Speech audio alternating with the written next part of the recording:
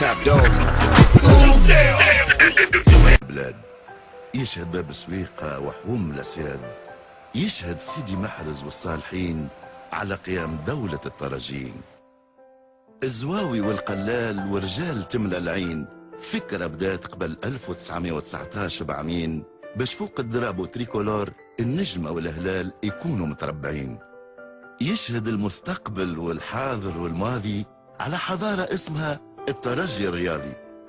تشهد اللبسة البيضة والخضراء على حب الجمعية من أول نظرة، وتشهد الألوان الصفراء والحمراء على التاريخ قبل ما يحط حد ساقه على القمرة. ينجم يوفى كلامي وقد ما نحكي عليك ما توفاش لسامي. كانك عالتيتروات فوت بالبالة، هونغ، فولي، باسكيت، شمازال سبور انديفيدوال، صناديد نساء ورجال بقلية بيزعزع الجبال. شمازال الواحد يقول على عايلة يلمها حب المريول، تربة باب سويقة المكشخة العريقة، حكايتها ما زالت مطولة. وحتى حيوت الستادات تعيط ترجي يا دولة. اللي كره كره واللي حب حب، تاريخ تونس مكتوب بحروف الدم والذهب.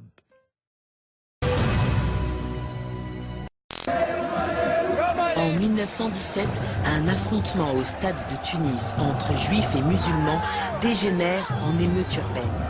Les autorités coloniales françaises soumettent la reprise des matchs à la création d'une équipe mixte réunissant les deux communautés.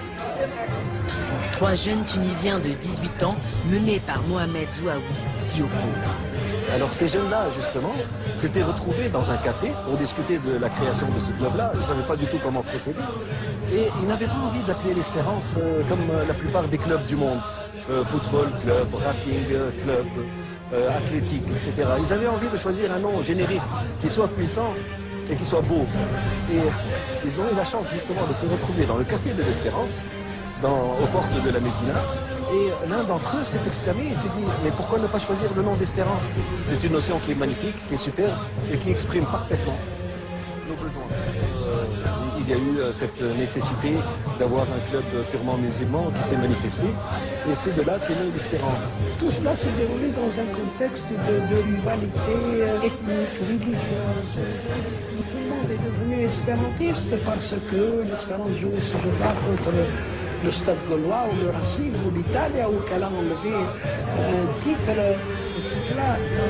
1919 naît avec l'Espérance sportive de Tunis, la première véritable équipe nationale. L'équipe a commencé immédiatement parce qu'il fallait rédiger des statuts, il fallait se conformer à une réglementation qui existait à l'époque, qui prévoyait que ces équipes devaient être présidées par un Français. Les 3 jeunes acceptent pour commencer la présidence du Français Louis Montassi. Mais 6 mois après l'agrément, ils s'en débarrassent au profit de l'avocat tunisien Mohamed Malki, puis du docteur Zouiten. Ainsi, au sein des clubs et associations sportives autorisées par les colons, les leaders indépendantistes trouvent un abri politique et un public conquis. Le ballon rond se retourne contre l'occupant. Les leaders du mouvement national ne sont plus le père de l'indépendance tunisienne était membre du comité directeur de l'Espérance avec son frère qui était secrétaire général et lui était vice-président. Si le président Bourguiba, le leader de l'indépendance, a éprouvé le besoin de s'intégrer à l'Espérance parce que il avait déjà mesuré toute l'importance et tout que cela pouvait avoir pour le mouvement national de canaliser une association extrêmement populaire.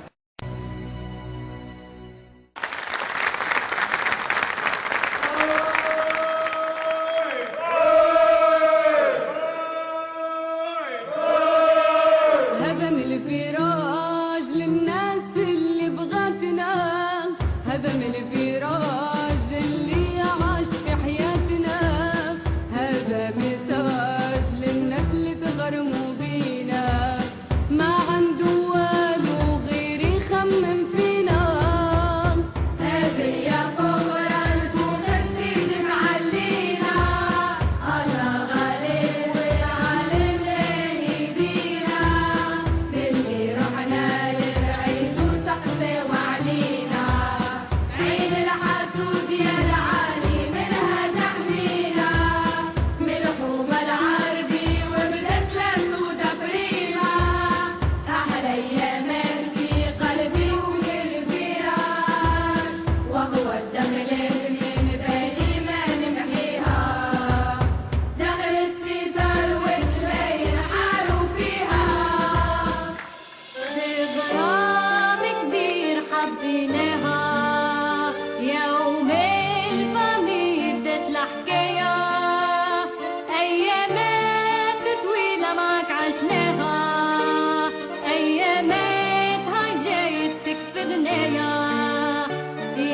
فرحنا ويا ما معاك زينا، يا ما تعبنا لجالك وتشدينا، غيرك انتي والله ما تلهينا، يا ما تعذبنا وباللي صار ما ملينا، يا ما خدمنا وطاح الليل علينا، لوبجيكتيف واحد عليه تلمينا، دخلة مزيانة جبناها معانا وجينا، فيراجي غني تراجي نخلصينا، خلينا نموت يا كراسي، مو حال الخوف جميل حال اللاشي، وين ما تكون ديما حاضرين معاها، بالروح والدم كراسي اللي نبغيها، بالروح والدم كراسي اللي نبغيها.